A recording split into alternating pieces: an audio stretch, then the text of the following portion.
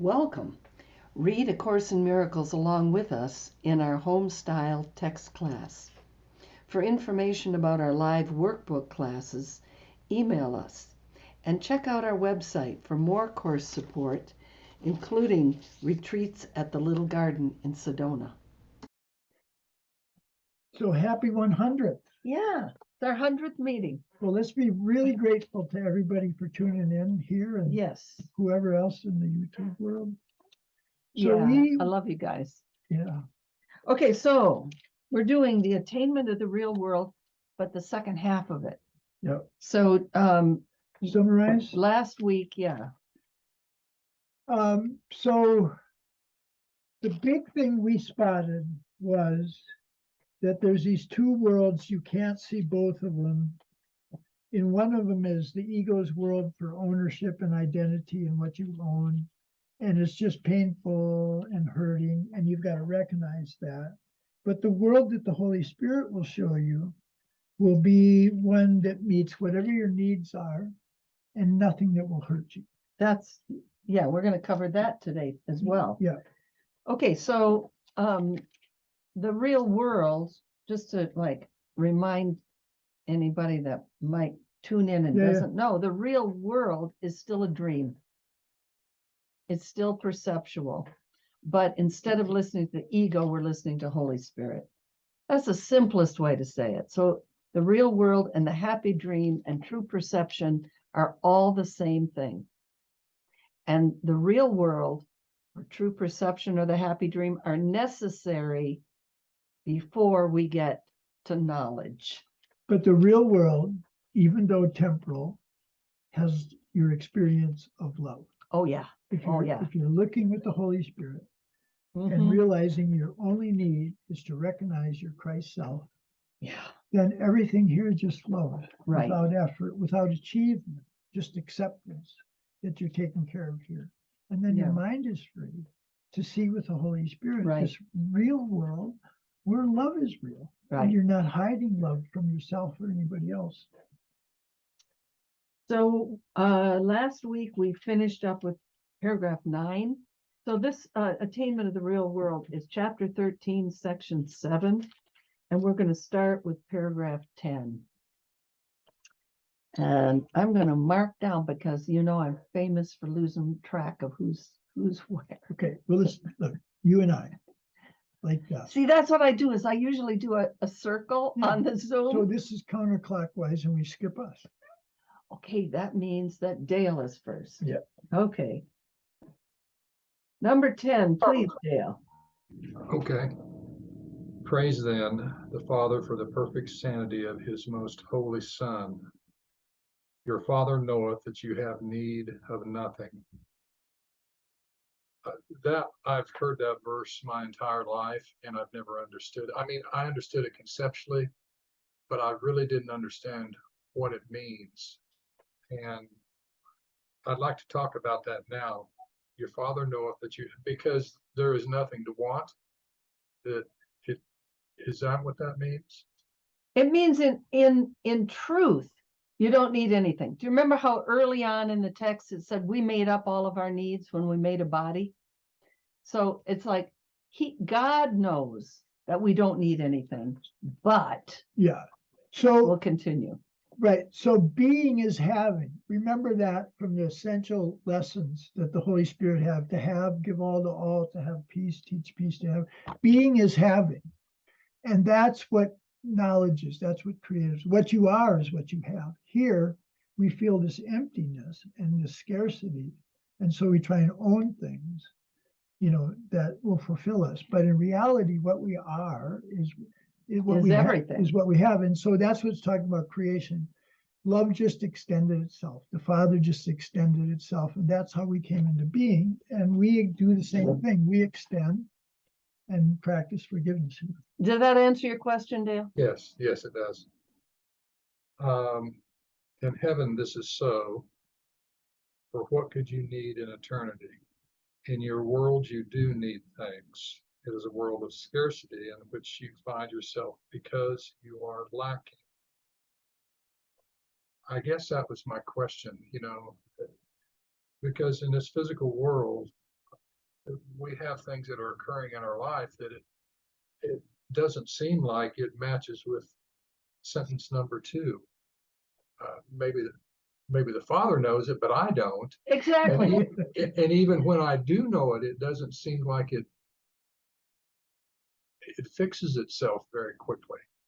Okay, so that's what this section is going to address. How to do that, Yeah, how to get in touch with what you need to understand it. because we're still in a world of form where what you just read, it is a world of scarcity in which you find yourself because you think you're lacking, right? Everything comes from what we think we are. Right. And we think we're in a world of needs.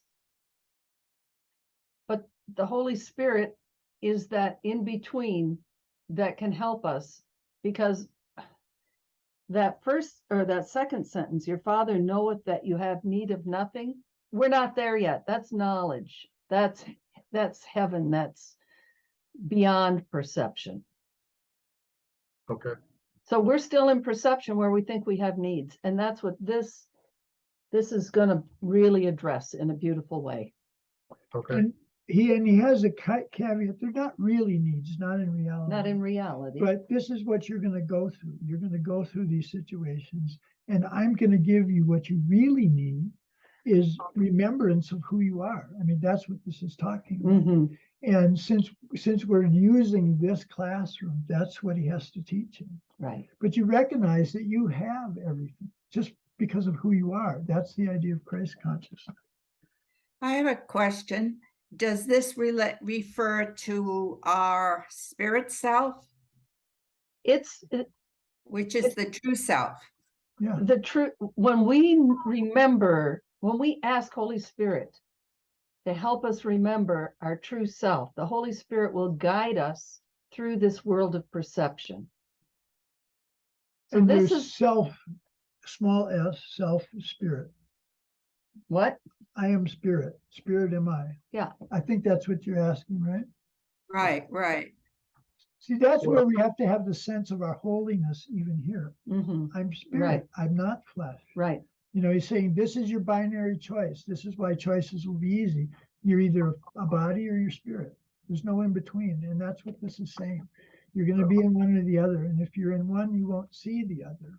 And if we remember that we're spirit and just ask for help, the Holy Spirit will answer all of our needs, even though they're illusions, even though they're dreamy.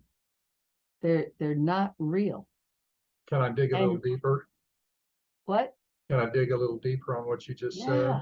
Yeah. Let's do this whole paragraph for an hour. We could do that. So we ask. Yeah. Where do we ask from? Our mind, our heart? How do we know that we've been heard? If you're hurting, just say help. You don't have to analyze it. You just say help me. And that connection that you have with God right then and there, by your opening up to help, will give you some guidance as to what to do, what to think, what to say. But the Course is saying you're always in prayer because it defines wanting as prayer. And that's what it's saying. We're always wanting something, some event or circumstance or something about a personality to change, to be different, so we feel fulfilled. Well, what my ego is telling me right now, it can't be that easy. I'm serious. That's what I mean, no, Yeah, it's not that easy. Exactly. The ego is always about complication. It's always about the fragmentation and conflict in its world where there's lack and discomfort, pain. And the Holy Spirit's world is simple. And if we tune into that, that's the attainment of the real world. If we tune into Holy Spirit's version or the happy dream, things really are easy and flow, and we don't have to worry or stress to get what we really need. So this is the one we really paused on, 10:9. Well, he isn't even there yet. I know, but so to go on from there, it said the Holy Spirit is the mediator between the two worlds. He knows you have need, what you have need of, and what will not hurt you. Okay, so let's all get there Okay. together. Okay, or on 6, I think, okay. Yet can you find yourself in such a world? Without the Holy Spirit, the answer would be no. Yet because of him, the answer is a joyous yes. As mediator between the two worlds, he knows what you have need of and what will not hurt you. Okay, well, sometimes I think I need what will hurt me. I mean, that seems like the obvious answer to the question. And it isn't. I mean, I don't know how many times I have to get hit in the head with a 2x4 to get the answer to this. It's relaxing when the answer isn't there and just trusting, I guess. Yeah, trust trust. is helpful. Yeah. Ownership is a dangerous concept if it is left to you. The ego wants to have things for salvation, for possession in its law is its law. Possession for its own sake is the ego's fundamental creed. A basic cornerstone in the churches it builds to itself. And at its altar it demands you lay all the things it bids you get, leaving you no joy in them. Possession, in what, how's that word used here?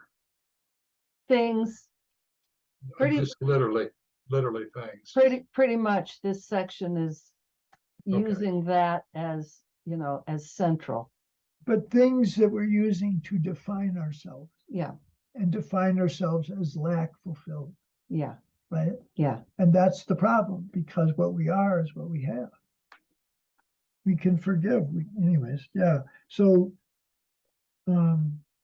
Any other thoughts about that one, Dale, before we open it up to other folks? No, not for me. Okay. Anyone else? What strikes you about that first paragraph?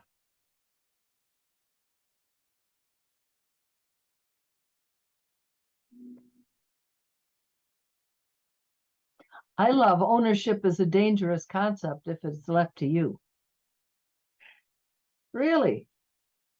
It's like if I think by owning a certain thing, having a certain thing, and by extension, to kind of answer Dale's question, by extension, other people's good opinion, that kind of non-physical but personality related thing. If I think that is going to make me better, then I'm barking up the wrong tree. so this whole idea of possession, it's like the ego. It's all about me. It's all about me. Let everything else be damned. It's all about me. It's all about me. And that, by definition, is not going to put us in touch with love or the Holy Spirit, because that's shared. Right. Is ownership another word for like attachments? Oh, Sure. yeah, could be. Yeah. Sure. Yeah, good. So This This Go ahead. paragraph reminds me of where I have been these last few days. I came here to Sedona, and the first day I was journaling, and I got that I'm better at forgiving other people, but I need to forgive myself and just accept. So the next day I get sick. Well, what do I start thinking? My ego starts telling me, you shouldn't be sick. What's wrong? This isn't the way it should be. Da, da, da, da, da, da, da, da, da. And in conversation with Jan and Tim, I got that it's just, that was a test of what I said I wanted to do. It was like, right. here I got the opportunity to practice just being with what was and going through it and not thinking it should be any other way, which is what ego always does. Right. And that's a form of possessing, possessing the way things should be. Mm-hmm. Yeah. Yeah, it's great. It is great that you guys are expanding the concept of possession. Yeah. So that last sentence is sort of a mantle to put on all these choices we would make in our experiences. And at its altar, the ego's altar, it demands you lay all of the things it bids you get, like your youth and things that you have, bids them, and leaving you no joy in them. Right. So it's saying you realize that this world really doesn't fulfill you. Mhm. There's a part of you that really understands that. Right. Sure. Everything I tell myself I want just requires more work. You know, It's like, oh boy, leaving me no joy in them. Yeah, right. Okay. Kathy, would you read the next? Whoops, whoops, whoops. Timothy defined this as counterclockwise. So there we go. It's Eric. Are you sure now? Yeah, Okay. I wrote it down. Everything the ego tells you that you need will hurt you.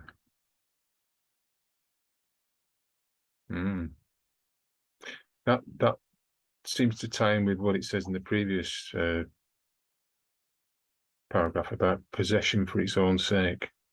Yeah. So the ego's saying you need this, but if we really look at it and we say, well, why do we need it?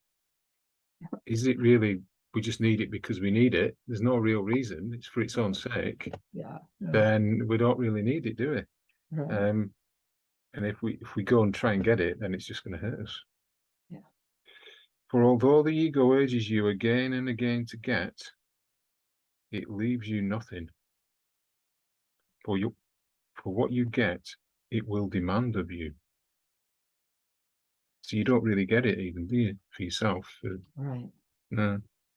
And even from the very hands that grasped it, it will be wrenched and hurled into the dust.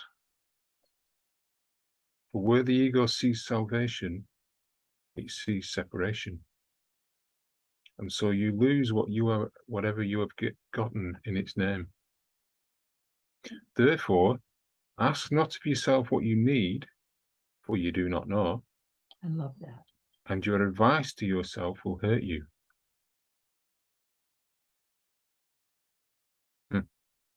For what you think you need will merely serve to tighten up your world against the light and render you unwilling to question the value that this world can really hold for you. Wow. Tighten up your world against the light. Mm. You know, if those first 5 sentences were done by Hollywood, there'd be like dark background and crimson and, you know, 2 torches up in the air. Like, this is the bullshit that's going on, Yeah. right? I mean, it's not a nice description. Like, wrenched from you, leaves you nothing. You lose whatever you sought. I mean, that's like, thanks. Yeah. I can see that in the big things easily, but it's the little things where we really learn, you know, like, for what you think you need will merely serve to tighten up the world against the light. It's like, as soon as I have this idea of an object that I need, Yep. I go looking for it. Yep. Yeah. So I shop in the thrift stores. So Right. what, you know, Yeah. wherever I go, This my is mind, the silverware example. Yeah. Yeah. So my mind is on the object that's going to fulfill me at that moment. So And it will, when I'm doing that, yeah. I'm not thinking about God, right? So this is the silverware. So here's the rest of the story, as whatever that guy would say. So Jan's thinking, you know, in this imaginary example, he's trying to draw us up about Yeah. ourselves, right? Is that, oh my God, we're having people come over and what will they think of me if I have this silverware? I mean, we do that all the time. Yeah. And then after the dinner's over with, people are coming up and say, thank you for being such a beautiful host. And so they acknowledge what was really wonderful about her loving Oh. nature, Oh, right? And then we learn the lesson. well, I'm learning it faster and faster. Yeah. It's like, just keep your mind on God. That's it. Okay, so Laura, it's good to have you back. Could you read 12, please? I can, thanks. Having trouble with my mute there. Only the Holy Spirit knows what you need, for he will give you all things that do not block the way to light. And what else could you need? In time, he gives you all things that you need have and will renew them as long as you have need of them. He will take nothing from you as long as you have any need of it. And yet he knows that everything you need is temporary and will but last until you step aside from all your needs and realize that all of them have been fulfilled. Therefore, he has no investment in the things that he supplies, except to make certain that you will not use them on behalf of lingering in time. He knows that you are not at home there, and he wills no delay to wait upon your joyous homecoming. So that whole paragraph just makes me think of in the teacher's manual, the section on trust.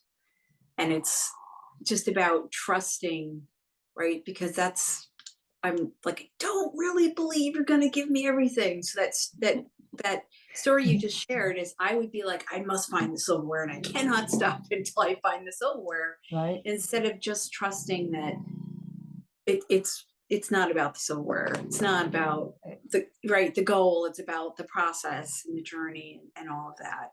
Yeah. It sounds so wonderful. I get it conceptually and I want to believe it. And I guess maybe there's times when I do, but I think it's all about that trust, right? And you kind of go through those stages of development of trust and back and forth between the stages of the development of trust, right? So it's some days you feel like you are losing things by maybe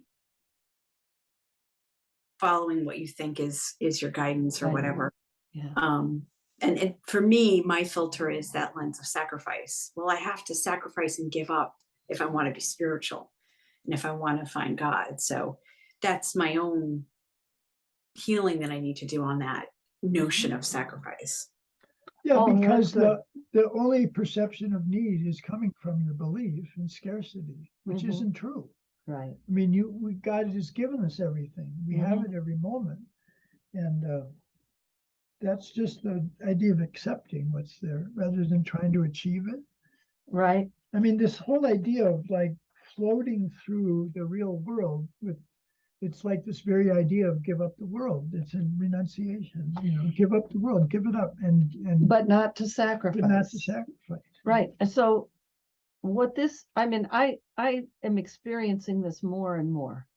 And it's like, if I stop putting goals out there and I just keep listening for guidance, I realize I have everything. And it doesn't matter. I can let go of a lot of stuff. It really doesn't matter if the rug has stains on it. You know what I'm saying? All those things that used to form the goals that would keep me going. So wait a minute. But you're not goalless, right? No, my goal is God. Right. My goal is guidance, listening. Right. Yeah. So when that's the goal, then I'll be told what to say, what to do, and all that. And in terms of money, because that's a very big issue here. My body's health. I mean, that we're always concerned with that. Okay. I don't have an issue with health, but with money, I used to think about it a lot. Like, how can I make this thing happen? I let it go. I just really let it go. And I have noticed that the bank account is not getting smaller. Yeah. Okay. Okay. Thank you, Holy Spirit. And no emphasis upon it at all. See, that's amazing. Yeah. Like he's promising, you've got to choose this other, but no attachment to it. Because my mind is what? Now my mind is free. To think with God. To think with God. Right. To see as the Holy Spirit would have us see. This was a really hard section for me to take in at the beginning, because I thought it was either the flesh or spirit, one or the other. There's nothing in between. Yeah. And this is saying there is a happy dream that's in between. It's a necessary part. It's the place where we learn, we can trust, and where we see the action, the being of the Holy Spirit in our lives. Yeah. So what really kind of shifted things for me was this line about 4. In time, he gives you all the things that you need have, and will renew them as long as you have need of them. And I thought, renew. If it's something that is renewed, it's something that wears out or is used up. Therefore, this has to be about what we think of as the physical world. And it's not, now I see it everywhere in this section, but it, Does- that really shifted me. Not that which would rust and corrupt. Well, right? But well, the that things- which rust and corrupt is what he will renew if we need it. Right, right. Yeah. If we need it to get to God. I think Connie wants to say something. Yeah, I was just thinking, for me, excuse me, if I, like, coming from I have everything spiritually Yeah. has freed me up around money. Like, in fact, I'm spending more. It's like I'm not attached. It's like I don't know. It's like everything flows. Yeah. Because there's no attachment to whatever it is, an object or the money or anything in this physical world. Right. It's secondary. It's like a place to play while I'm here. Yeah. And when I come from there, it's so much better, but I don't Yeah. always come from there, obviously. I like that. No, she's fulfilled, no needs, no Yeah. unmet needs, I mean, Yeah. On that Yeah. same, oh, sorry. Go ahead, Laura. Oh, thank you. That same sentence, number 4, I keep reading it, and as we were talking, and at first it was like, in time, he gives you everything that you need to have. So the first way I read it was like, oh, it's going to take time to get something. But then when I read it again, it was like, well, you only need it because you're in time. Right. You think there is time.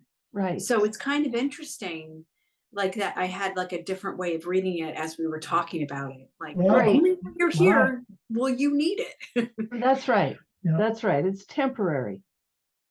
but you have, like Connie said, I have everything spiritually Yeah. that I need. Right. And from that, because remember at the beginning, it says, it's a world of scarcity in which you find yourself because you are lacking, because we think we're lacking. We're not really lacking, but if we think we are, we live in a world of scarcity. And when we choose to think, I have everything spiritually, that extends. It's like the world we see is the world that comes from our self-concept. Can I mention maybe a conflicting thought that can come up with that? Go for it. It's like, so we're saying to ourselves, yeah, I really believe in all this loving real world stuff, but is that what's making it be true for me just because I believe it and want it? And the Course is saying you do have to believe it, and you do have to want it, but it's true of itself. It's Mhm. true in who you are and the fact that you are complete and whole, Yeah. even though you seem to be incomplete and lacking. Could I throw another thought in, please? Sure.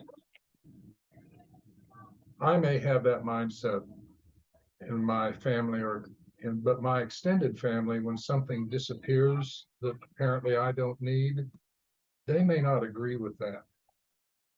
I'm So? talking about possessions. Well, it creates a lot of conflict. Yeah, It just does. And I can try and explain these concepts to them, and they say, I don't care. I need this now. I'm in the physical world.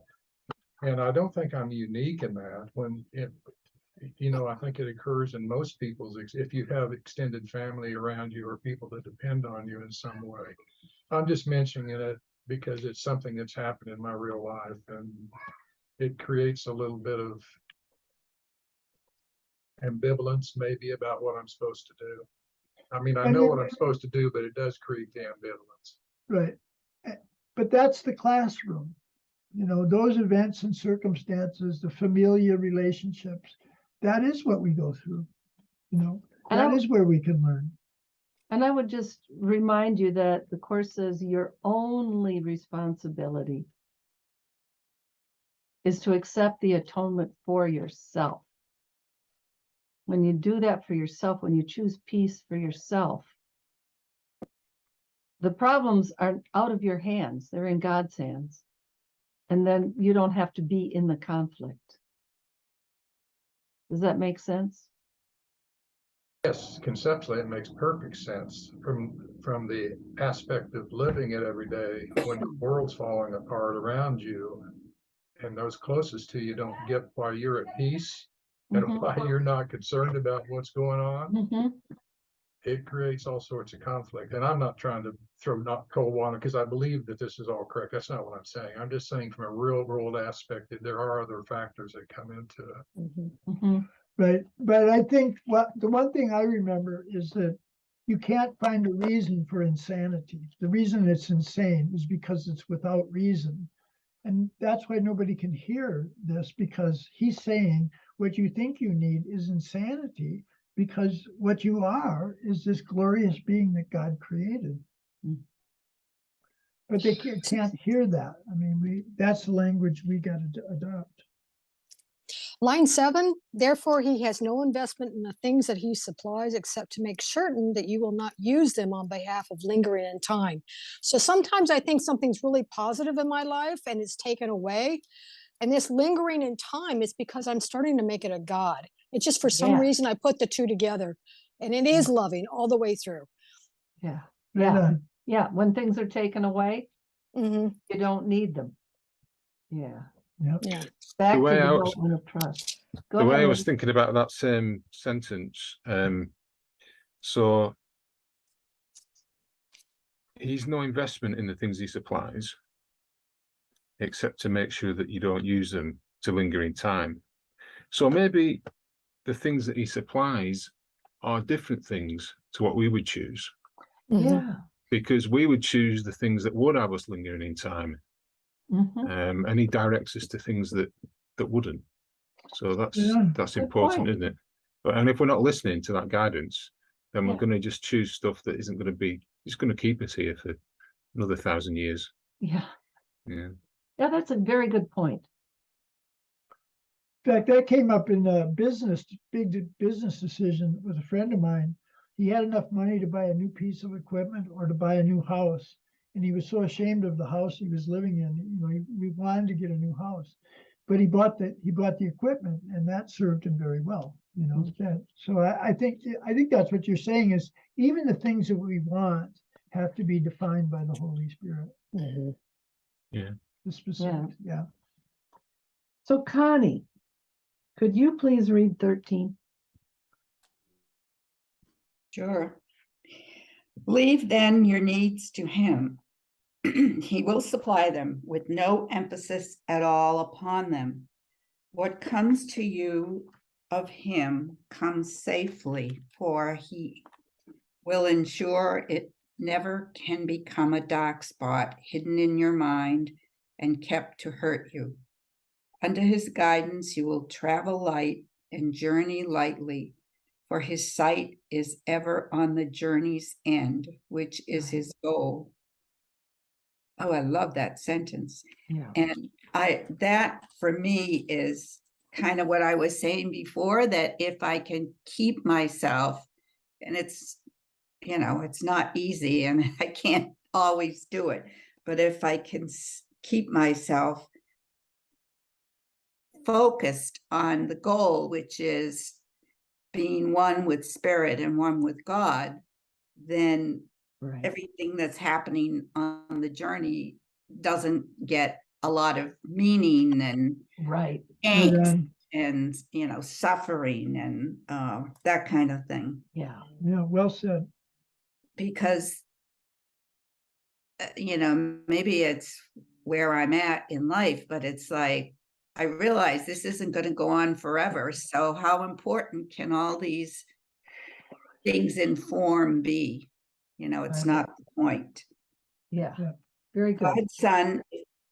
God's son is not a traveler through outer worlds. However holy his perception may become, no world outside himself holds his inheritance.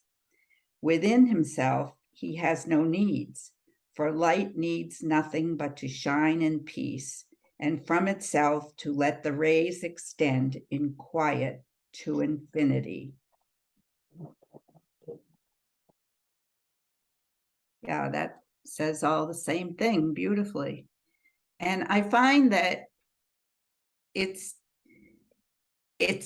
difficult, or not difficult, but people around me don't appreciate when I share where I'm coming from around that. Yeah. And I find that just my peaceful demeanor and behavior has more effect. Absolutely. Yeah. Yeah. So, Yeah, but I don't it's- think we can convince anybody of this thought system by trying.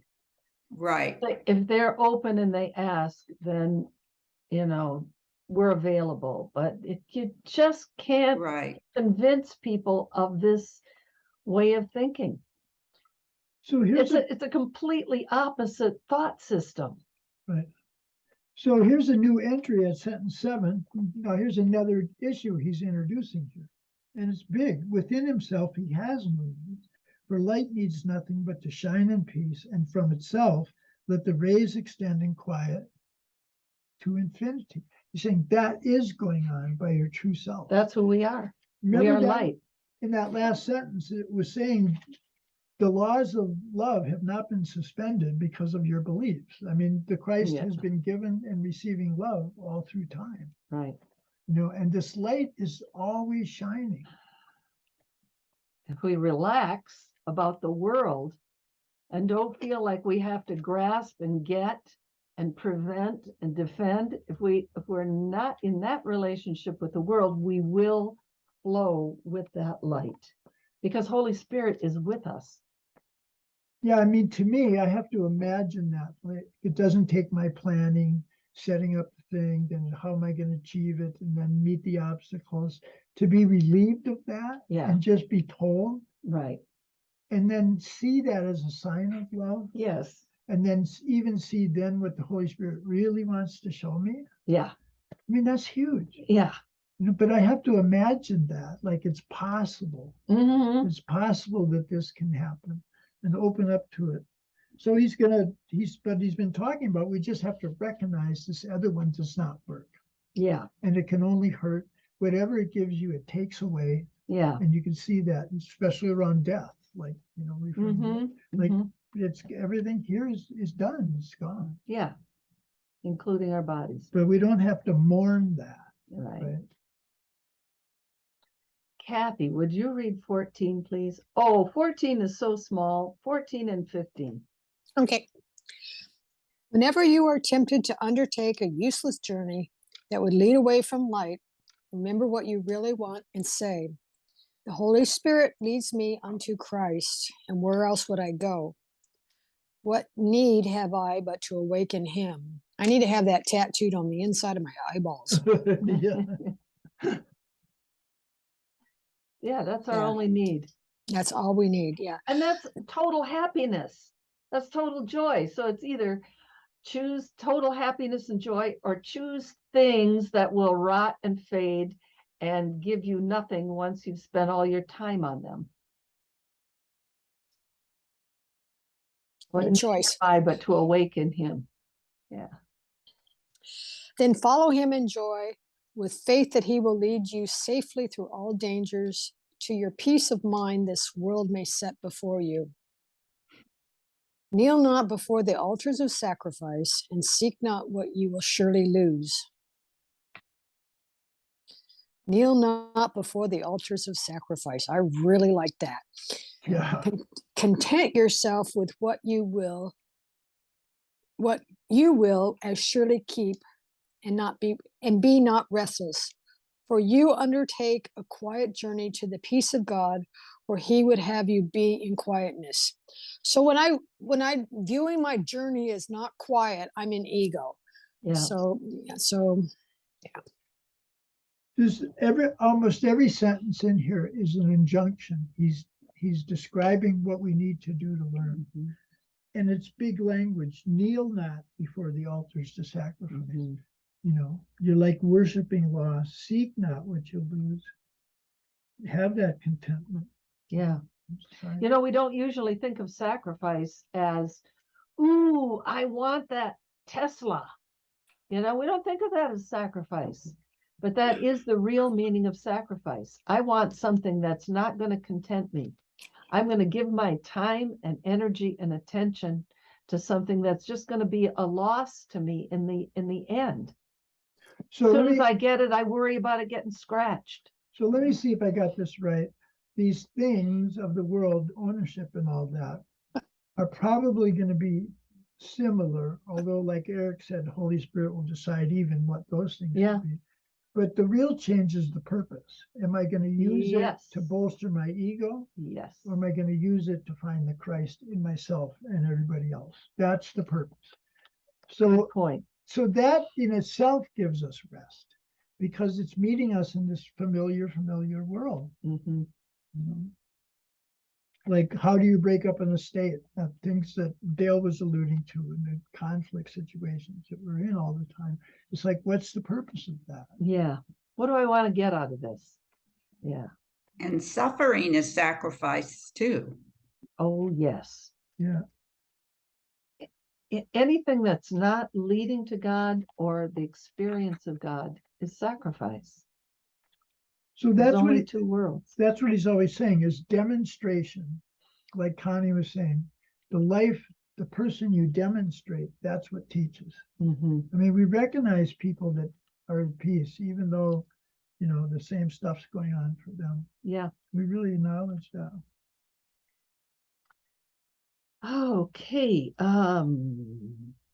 Let's see. 16, that was Kathy. No, it's Kathy Dale. read that. No, it's Dale's turn. Thank you. Okay. In me, you have already overcome every temptation that would hold you back. We walk together on the way to quietness. That is the gift of God. Hold me dear, for what except your brothers can you need? We will restore you to the peace of mind that we must find together. Well, that first sentence is kind of brings me to the point I was trying to make a few minutes ago. It seems like people are removed from our lives. That's been my experience anyway, that relationship was done and new people moved in that were on the same path. Mhm. For instance, this group, Mhm. Yeah. and for instance, Leanne. But the going through that process was not easy. Right. Very, Right. very, very difficult. So I guess what I'm saying is this hasn't been pain-free. Right. You So know? that's what he's saying though, is that you've actually completed that most important step. You have to recognize that this is painful here, rather than thinking it's fulfilling. You know, and when you're able to acknowledge that, then we're able to let go. Mhm. Yeah. It's the holding on that's painful. Let's see, okay. The Holy Spirit will teach you to awaken unto us and to yourself. This is the only real need to be fulfilled in time. Salvation from the world lies only here. My peace I give you. Take it of me in glad exchange for all the world has offered but to take away. And we will spread it like a veil of light across the world's sad face, in which we hide our brothers from the world and hid from them. Wow, this stuff really reaches down and touches where you live. Wow, yeah. It really does. The Holy Spirit will teach you to awaken unto us and to yourself. You know, Connie said something that I think was really profound, is that we can't, as much as we want to share what we think is really amazing stuff, Yeah. It's just really hard to do. But by just living and being Yeah. what it teaches, we seem to attract people to us. So very Yeah. profound. And the Course says that is healing for them. You know, just your living it, just your being it, that teaches them on an unconscious level that they are innocent, they're okay, like that. It's the healing comes from your mind. It's like that sentence up here at the end of 13. Light needs nothing but to shine in peace. That's you. The light in you needs nothing but to shine in peace and from itself to let the rays extend in quiet to all your brothers. So that's what I was remembering. The peace of God is shining in me now. Uh-huh. Like I feel the love of God I choose the joy instead of pain. The peace of God is shining in me now. What it says is that this light in you is constantly going out. Yes. And constantly being reflected back. The process is not for you to make that happen, but Right. to become aware Right. that light is shining from you to others. Just not block it. Right. Mhm. And I think that's where our actions, like we're not fighting back on certain, that does teach others Yes. that we have a peace, Right. you know. One thing that struck me about this paragraph is where it says, hold me dear. So that's Jesus speaking. Hold him dear. Okay, I get that. For what except your brothers can you need? So, you know, for means, you know, like therefore, like he's our brother. We will restore to you the peace of mind that we must find together. That's Jesus and our brothers. Yeah. This is letting go of the barriers between ourselves and other people, including Jesus. So when we let go of the barrier and accept him, which of course tells us it's not necessary to gain the benefits of the Course, but it is helpful to have Jesus as part of our relationship. He can't meet us with his ego because he doesn't have an ego. So we are in our true self when we're joining with him and with our brothers. Can I read the lesson for today? Because it seemed so, this without, Please do. I have to. without forgiveness, I would still be blind. He literally says this, brother, come and let me look on you. Your loveliness reflects my own. Your sinlessness is mine. You stand forgiven and I stand with you. It's like he's saying we're completing our part in his mission, Right. right? And we stand forgiven. Mhm. He's that example to point Right. that out to us. You know, and that's what he's saying here. You know, in me, you have already overcome every temptation. Yeah. Like we can come up against this temptation to give in, to kneel, to sacrifice, Yeah. and say, that's not what I want. Right. You know, we're forgiven. And all we're doing is sharing that light of peace. Eric, could you read 17, please? We cannot sing redemption's hymn alone. My task is not completed until I have lifted every voice with mine. And yet it is not mine, for it is my gift to you. So was it the Father's gift to me, given me through his Spirit. The sound of it will banish sorrow from the mind of God's most holy Son, where it cannot abide. Healing in time is needed, for joy cannot establish its eternal reign where sorrow dwells. You dwell not here, but in eternity. You travel but in dreams while safe at home. Give thanks to every part of you that you have taught how to remember you. Thus does the Son of God give thanks unto his Father for his purity. That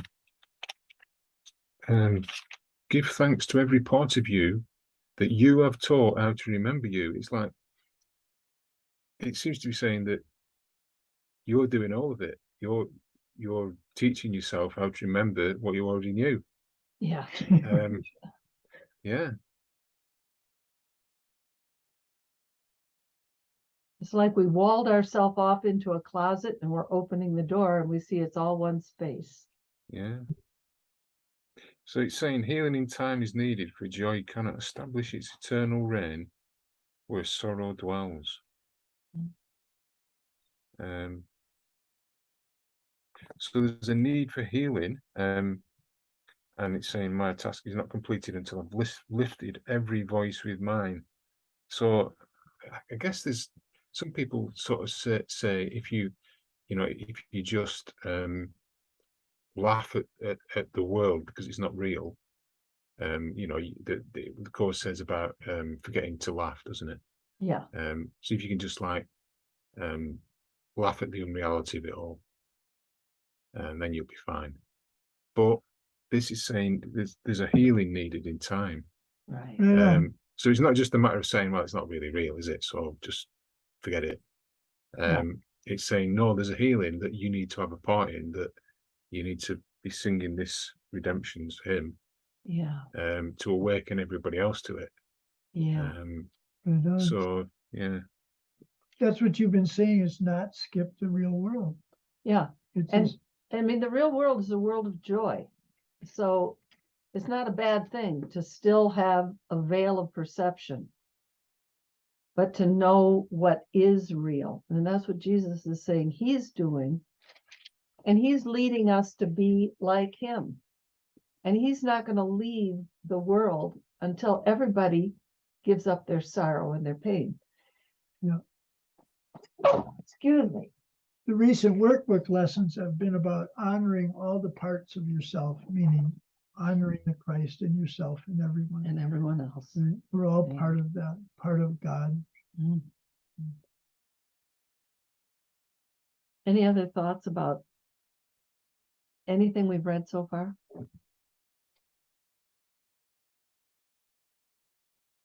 I think this is just one of the most wonderful sections in the whole course.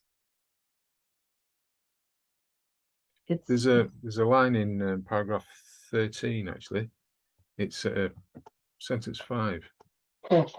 God's Son is not a traveller through outer worlds. That caught my eye, that, because it feels like, we are travellers through outer worlds. We're experiencing a world, aren't we? And we seem to be going on a journey through it, and we're having different experiences. Yeah. But it's saying it's not really the case, is it? That's just an illusion of what you think you are. That what does it say? However holy his perception may become, no world outside himself holds his inheritance. Yeah.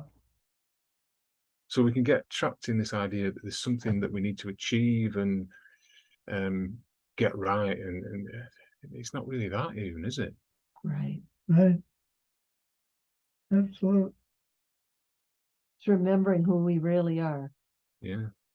And we do it by letting down the barriers, letting go of the barriers, which is our desire for specialness, possessions, whatever they are.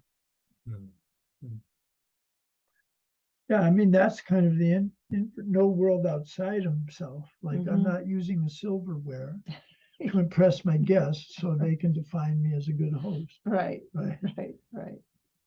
Yeah. I don't know, Tim, maybe you can comment on this, but it suddenly strikes me to be in this course, one needs to be willing to be able to see that there are not two worlds, but what's really real, and that we're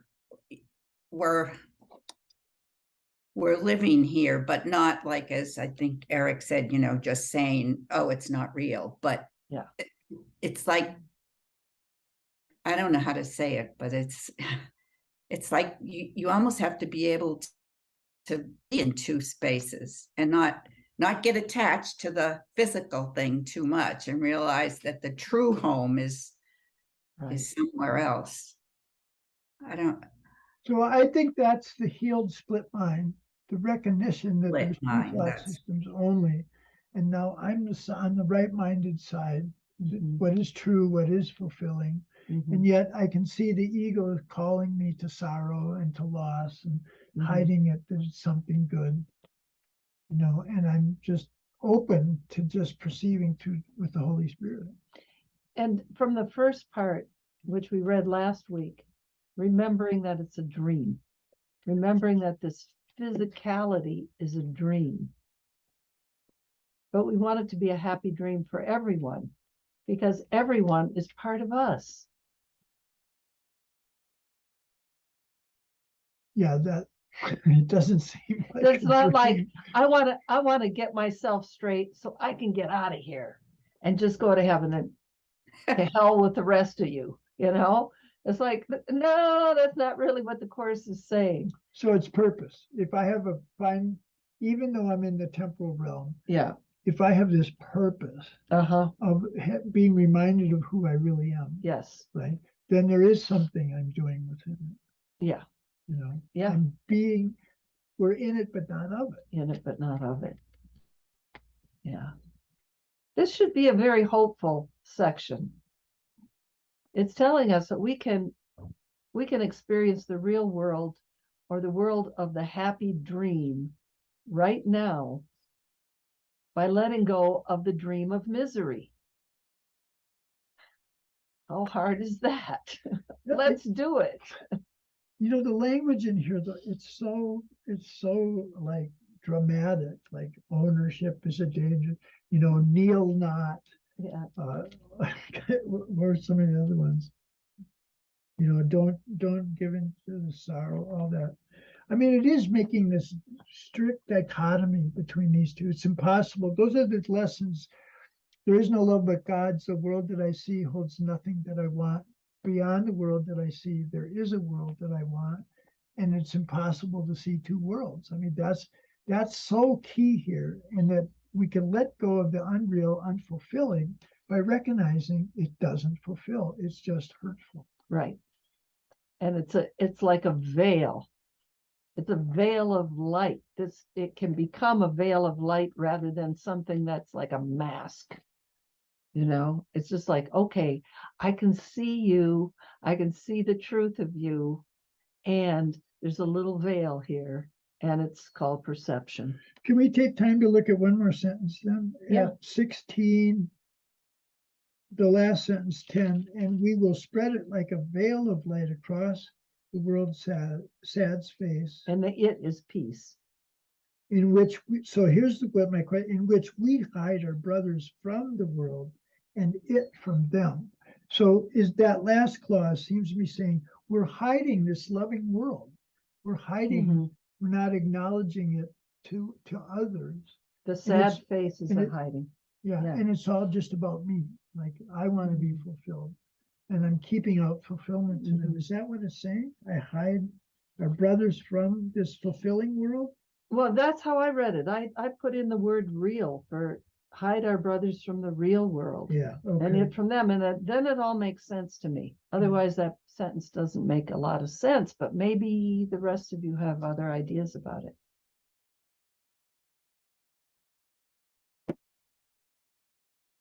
We will spread peace like a veil of light across the world's sad face. That's all I need to know. In which we hide our brothers. That must be the sad face. The world's sad face. We hide our brothers from the real world, and the real world from them. That is what makes everything make sense to me, by putting in that word. But if you have another way of reading it, I'd be interested. Okay, well, I hope this section blesses you and frees you and gives you comfort that everything is okay here. We don't have to fight against this world. We don't have to fight it. We give it to the Holy Spirit, it becomes a blessing to us, a happy dream.